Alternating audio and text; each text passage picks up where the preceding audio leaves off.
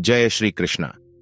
मित्रों, आज की कथा में हम सभी जानेंगे कि किस श्राप के कारण स्त्री समय से पहले ही विधवा हो जाती है और ऐसे कौन से कार्य हैं जो एक पतिव्रता स्त्री को अपने जीवन में कभी नहीं करने चाहिए, जिसकी वजह से स्त्रियां समय से पहले ही विधवा हो जाती हैं।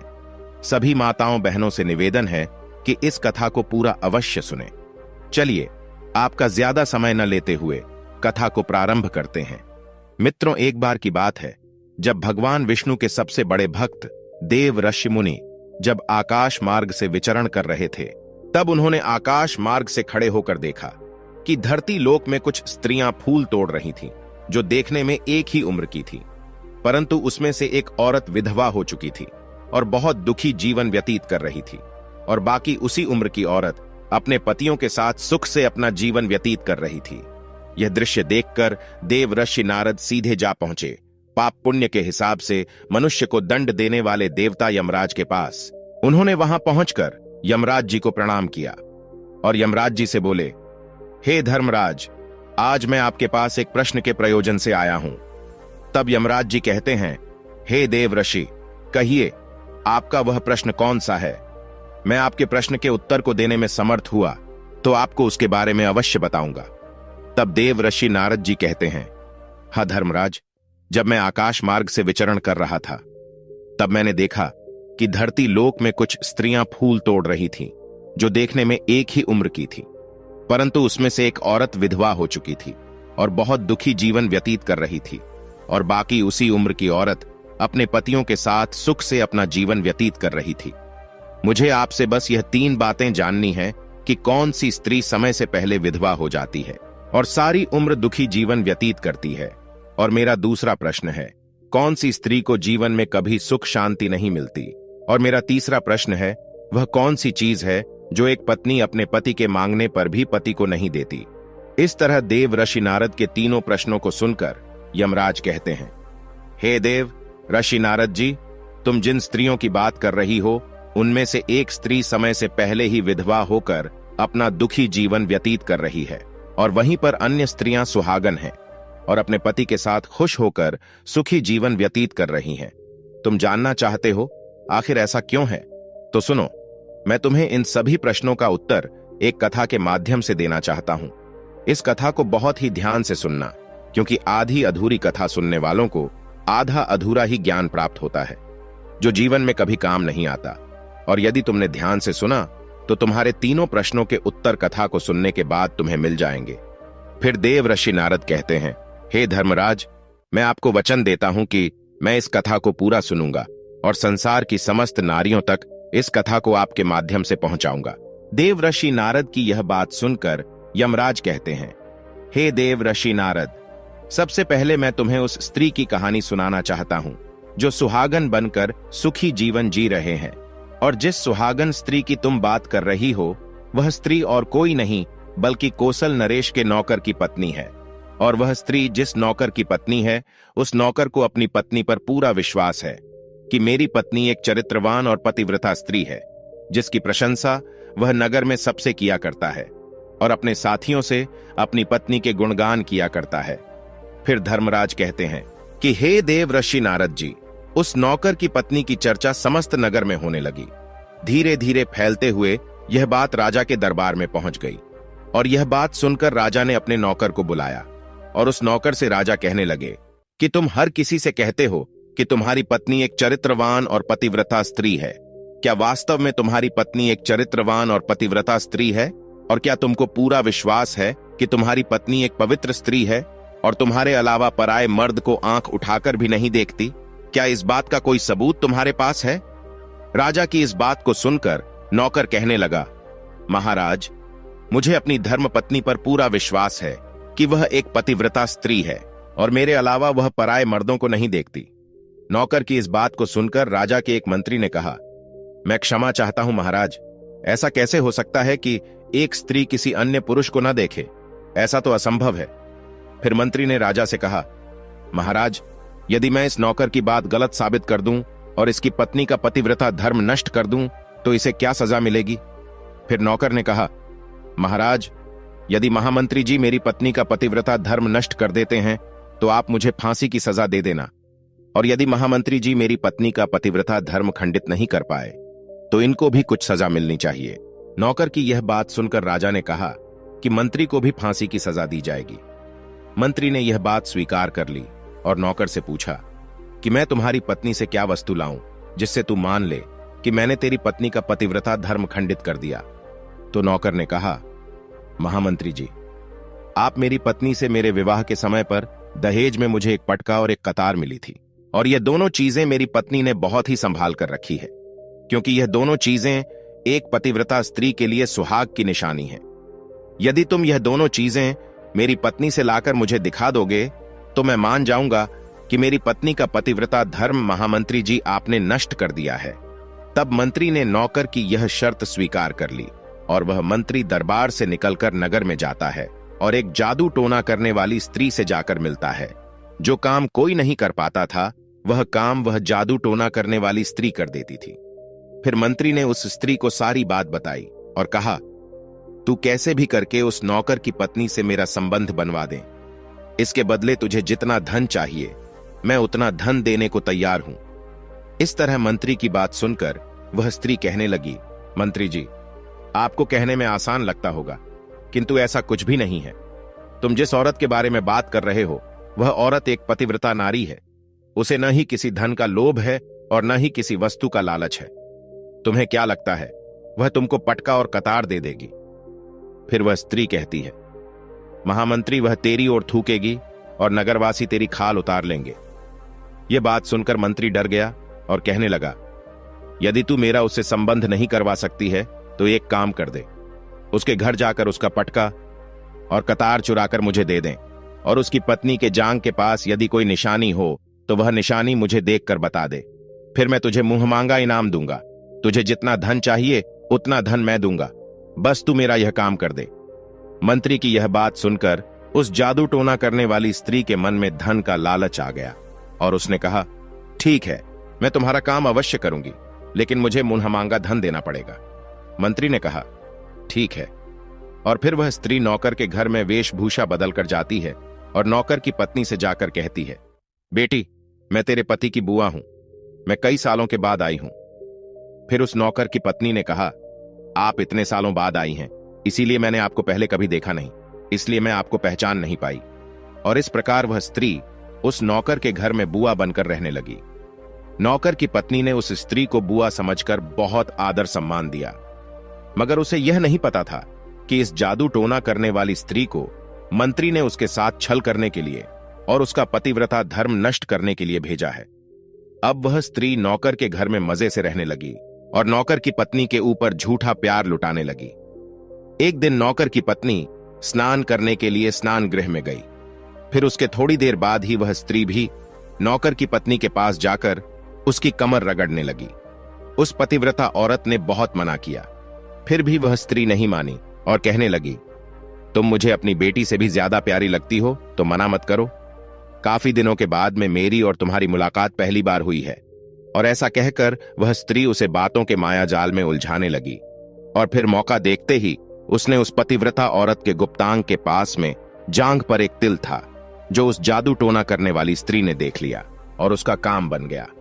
और जब स्नान करने के बाद में वे नौकर की पत्नी घर के अन्य काम करने लगी, इसी बीच उस स्त्री को पटका और कतार चुराने का मौका मिल गया और उसने पटका और कतार चुरा लिया और वहां से यह दोनों चीजें चुराकर भाग गईं और सीधा जाकर मंत्री के पास पहुंची और उस मंत्री को पटका और कतार दे दिया और उस नौकर की पत्नी के जांघ पर तिल की निशानी है यह भी बता दिया। और मंत्री पटका और कतार लेकर सीधा राजा के दरबार में जा पहुंचा और राजा से कहा, महाराज, मैं नौकर की पत्नी के साथ 2 दिन रहकर आया हूं और यह पटका और कतार उसी ने मुझे दिया है। इस तरह मंत्री की यह बात सुनकर राजा ने तुरंत दरबार लगाया और नौकर को बुलाया। फिर मंत्री ने दरबार में पटका और कतार नौकर को दिखाते हुए कहा, महाराज, मैंने नौकर की शर्त पूरी की और भरे दरबार में यह भी कहा कि नौकर की पत्नी की जांघ पर तिल है। यह भी बात सुनकर नौकर मान गया कि वास्तव में आज मेरी पत्नी ने अपना पतिव्रता धर्म पूरी तरह से नष्ट कर लिया है। अब नौकर का अपनी पत्नी से विश्वास उठ गया। राजा ने शर्त के मुताबिक नौकर को फांसी की सजा सुनाई और 15 दिन बाद फांसी देने का आदेश दिया और कहा कि नौकर को 15 दिन के बाद फांसी पर चढ़ाया जाएगा। अब नौकर की मृत्यु के दिन समीप आने लगे। अंततः वह दिन आ ही गया जिस दिन उसे फांसी देना था। जब उसे फांसी के फंदे के पास लाया गया तो उस नौकर से उसकी अंतिम इच्छा पूछी गई। फिर नौकर ने कहा कि महाराज, मेरी अंतिम इच्छा यह है कि मैं आखिरी बार अपनी पत्नी से मिलना चाहता हूं। और इस तरह राजा ने नौकर को आज्ञा दी कि तुम अपनी पत्नी से मिल सकते हो। फिर नौकर कुछ दिन की इजाजत लेकर अपने घर गया और अपनी पत्नी से कहने लगा कि तुमने मेरे साथ बहुत बड़ा विश्वासघात किया, छल किया है। मैंने तुम पर विश्वास करके राजा के सामने मंत्री से ऐसी शर्त लगाई थी और राजा के दरबार में मैंने कहा था कि मेरी पत्नी एक चरित्रवान और पतिव्रता स्त्री है और उसके पतिव्रता धर्म को कोई नष्ट नहीं कर सकता। यदि कोई नष्ट कर देगा तो मुझे फांसी लगा देना, और तुमने पतिव्रता धर्म नष्ट कर दिया। अब मुझे कुछ दिन के बाद में फांसी दे दी जाएगी। तुमने मेरे साथ विश्वासघात किया है। मैंने तुम पर विश्वास करके तुम्हें घर पर अकेला छोड़कर गया था। नौकर की यह बात सुनकर उसकी पत्नी ने उसे उस स्त्री की बात बताई जो उसके पति की बुआ बनकर उसके घर पर आई थी। मगर नौकर को अपनी पत्नी की बातों पर बिल्कुल भी विश्वास नहीं हुआ और नौकर राजा के दरबार में पहुंच गया। फिर राजा किसी कारणवश उस नौकर की फांसी की सजा कुछ दिन के लिए टाल दिया और उसे कैद में डलवा दिया। नौकर की पत्नी अपने पति को निर्दोष साबित करने के लिए राज दरबार में गणिका अर्थात नाचने गाने वाली औरत की वेशभूषा धारण करके पहुंच जाती है और राजा से उसके सम्मुख अपना नृत्य दिखाने की आज्ञा मांगने लगी। राजा ने स्त्री की सुंदरता देखकर नाचने की आज्ञा दे दी। फिर महल के नौकरों ने उसके नृत्य के लिए व्यवस्था की। फिर उस नौकर की पतिव्रता पत्नी ने जब नाचना शुरू किया तो उसका नाच देखकर राजा बहुत मोहित हुए और फिर राजा ने कहा, मैं तुम्हारे नृत्य से बहुत प्रसन्न हुआ। मांगो, तुम जो भी मांगोगे मैं तुम्हें दूंगा। फिर उस नौकर की पत्नी ने कहा, महाराज, आपकी सभा में एक चोर है जिसने मेरी सोने की अंगूठी चुराई है और उसे फांसी की सजा दे दीजिए। यह बात सुनकर राजा ने कहा, ठीक है, बताओ मेरे दरबार में तुम्हारा चोर कौन है, मैं उसको फांसी की सजा जरूर दूंगा। और फिर उस नौकर की पतिव्रता स्त्री ने कहा, महाराज, और कोई नहीं, आपके मंत्री ने ही मेरी अंगूठी चुराई है, आप इनको फांसी की सजा दें। जैसे ही मंत्री ने सुना कि यह स्त्री मुझे चोर बता रही है तो तुरंत मंत्री कहने लगा, महाराज, मैं शपथ खाकर कहता हूं कि मैंने इसकी अंगूठी नहीं चुराई है और मैंने इसे आज तक कभी देखा ही नहीं है। तो मैं इसकी अंगूठी कैसे चोरी कर सकता हूं? मैंने आज तक इसकी शक्ल ही नहीं देखी है। आज पहली बार मैं इसकी शक्ल देख रहा हूं। जैसे ही मंत्री ने कहा कि मैंने इस स्त्री की आज तक शक्ल ही नहीं देखी है तो वह पतिव्रता औरत अपने वास्तविक वेशभूषा में आ गई और कहने लगी, महाराज, इस मंत्री ने मुझे पहले कभी देखा ही नहीं, तो आप इससे यह पूछो कि यह पटका और कतार कहां से लाया है। और मैं उसी नौकर की पत्नी हूं जो आपके यहां पर नौकरी करता है और आप मेरे निर्दोष पति को फांसी पर चढ़ाने वाले हैं। इसीलिए मुझे यहां इस गणिका की वेशभूषा में आपके दरबार में आना पड़ा। मैं आपको इस मंत्री की पूरी सच्चाई सुनाती हूं। यह जो आपका मंत्री है, इसने मेरे पास में एक जादू टोना करने वाली स्त्री को मेरे पति की बुआ बनाकर भेजा था और उसने धोखे से मेरी जांघ के तिल का पता लगाया और उसी स्त्री ने यह पटका और कतार चुराकर इसको दे दिया और आपके मंत्री ने इसके बदले उसको बहुत सारा धन दिया है और मेरे साथ यही छल हुआ है महाराज, और मैं आज भी पतिव्रता हूं। स्त्री की इस बात को सुनकर राजा ने उस स्त्री को बुलाया। फिर उस स्त्री ने राजा के डर से मंत्री की सारी सच्चाई राजा को बता दी, जिससे राजा ने उस नौकर को अपनी कैद से रिहा कर दिया और उसकी जगह मंत्री को फांसी पर चढ़ा दिया। और कथा को आगे बताते हुए यमराज कहते हैं, हे देवर्षि नारद, इस प्रकार उस नौकर की पतिव्रता स्त्री ने अंत में राजा से कहा, महाराज, मैं अपने पति से बहुत प्रेम करती हूं।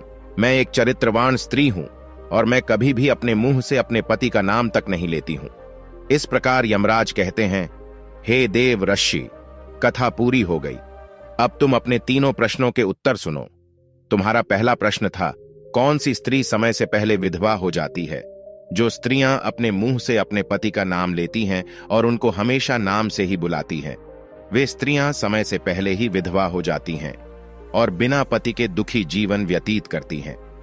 क्योंकि यदि कोई स्त्री अपने पति का नाम मुंह से लेती है तो पति की उम्र कम हो जाती है और समय से पहले ही उस स्त्री के पति की मृत्यु हो जाती है और स्त्री समय से पहले ही विधवा होकर एक दुखी जीवन जीती है। बस यही कारण है कि तुम जिन स्त्रियों की बातें कर रही थीं, उनमें से एक विधवा इसी कारण से हुई है, और उनमें से एक नौकर की पत्नी थी जो पतिव्रता स्त्री थी। यह स्त्री कभी भी अपने पति का नाम मुंह से नहीं लेती थी, जिसके कारण वह आज भी सुहागन है और सुखी जीवन व्यतीत कर रही है। और वह स्त्री जो समय से पहले विधवा होकर दुखी जीवन जी रही है, वह हमेशा अपने पति को नाम लेकर बुलाती रहती थी, जिसके कारण उनके पति की उम्र कम होती चली गई और फिर उसके पति की मृत्यु समय से पहले ही हो गई। आज वह औरत दुखी जीवन जी रही है। इसलिए किसी भी स्त्री को अपने पति का नाम अपने मुंह से नहीं लेना चाहिए। और तुम्हारा दूसरा प्रश्न था, कौन सी स्त्री को जीवन में कभी सुख नहीं मिलता है और वह पति के होते हुए भी सदा दुखी जीवन जीती है? तो समझ लो, जो स्त्रियां अपने पति की बिना अनुमति लिए कहीं भी चल देती हैं, वे कभी सुखी जीवन नहीं जी पाती हैं। ऐसी स्त्रियां जीवन भर दुखी ही रहती हैं और उन्हें पति का प्रेम कभी नहीं मिलता। तुम्हारा तीसरा प्रश्न था कि ऐसी कौन सी चीज है जो एक पत्नी अपने पति को मांगने से भी नहीं देती है? तो समझ लो, वह चीज गाली है जो एक संस्कारी और चरित्रवान स्त्री कभी भी अपने पति को नहीं देती है। और जो स्त्रियां अपने पति को गाली देती हैं, वह स्त्रियां कभी चरित्रवान नहीं होती और ऐसी स्त्रियां जीवन भर दुखी रहती हैं। उसके जीवन में कभी सुख नहीं आता और समय से पहले ही ऐसी स्त्रियां विधवा हो जाती हैं। और इस प्रकार देव ऋषि नारद कथा सुनने के बाद अपने तीनों प्रश्नों का उत्तर पाकर संतुष्ट हो जाते हैं और कहते हैं कि हे धर्मराज, वास्तव में जो स्त्री चरित्रवान होती है वह कभी दुखी जीवन नहीं जीती है। तो धर्मराज कहते हैं, नहीं, क्योंकि ऐसे घर में लक्ष्मी का सदा वास होता है और वह घर धन दौलत और खुशियों से हमेशा भरा रहता है और चरित्रवान स्त्रियां हमेशा घर को स्वर्ग बना देती हैं। मित्रों, अगर यह कथा आप सबको अच्छी लगी हो तो कमेंट में जय श्री राम जरूर लिख देना और वीडियो को लाइक करके चैनल को सब्सक्राइब कर देना। वीडियो देखने के लिए आप सभी का हृदय से धन्यवाद।